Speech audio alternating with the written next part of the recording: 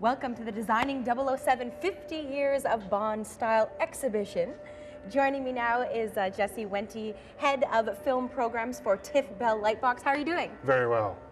Tell me about the exhibition. Well, this is 50 years of Bond style. So it's artifacts from all 23 Bond movies that have been produced in the last 50 years. It's the first North American stop on the world tour of this exhibition, the only other site outside of London that'll see this exhibition in the 50th year of Bond. And the exhibition's pretty much like going through a Bond movie, starting with the historic gun barrel opening. But of course. Well, we won't keep people waiting any longer. Shall we head inside? Absolutely. All right, let's go. Let's do it.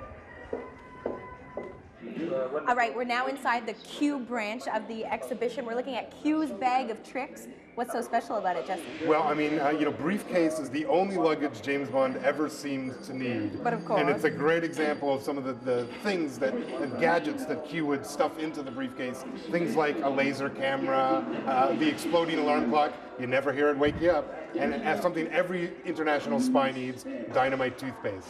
So it's got, anything you need for a night of international intrigue. And what are some of the other highlights within the exhibition that really pique your interest? Yeah, I mean, the Q branch is a great example of just some of the objects we have on display, but we also have things like the golden gun from The Man with the Golden Gun, the only surviving prop gun from that movie. We have Oddjob's hat from Goldfinger.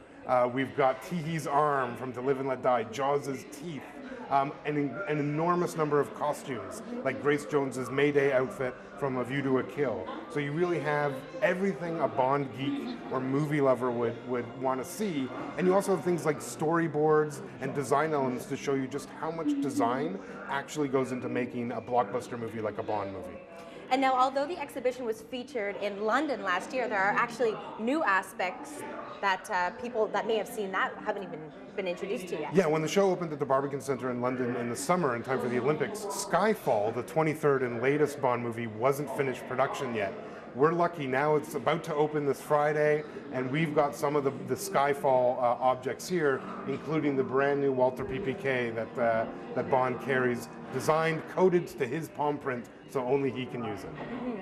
All in all, how many different pieces are we looking at between the costumes and the gadgets and the storyboards within the exhibition? There's more than 500 individual items within the exhibition. It's a massive show. You can't turn around in here without seeing something cool to look at. Mm-hmm. And of course, you've got all of the different movies airing as well to coincide with the exhibition. Yeah, we're running a full film program, so all 22 movies from Dr. No to Quantum of Solace leading up to Skyfall will be playing from now till January 20th when the exhibition closes. Okay. And we even got a sidebar film programs called Beyond Bond, The Other Secret Agents, that looks at the spy movies inspired by Bond. You could spend a whole day here inside TIFF Bell Lightbox. That's the idea. Okay, perfect. So all in all, how long do I want to dedicate to make it through the exhibition from beginning to end? I think, even for a dedicated fan, you probably need, at least 30 to an hour. Depends on how much you want to read and examine each object. For me, I could spend all day in here. Excellent. Jesse, thank you so much for chatting with us this morning. There is so much to see here within the Bond exhibition. Head to the Toronto Tourism website for all of the different information about the packages. This is just one of the many things there are to do here in Toronto.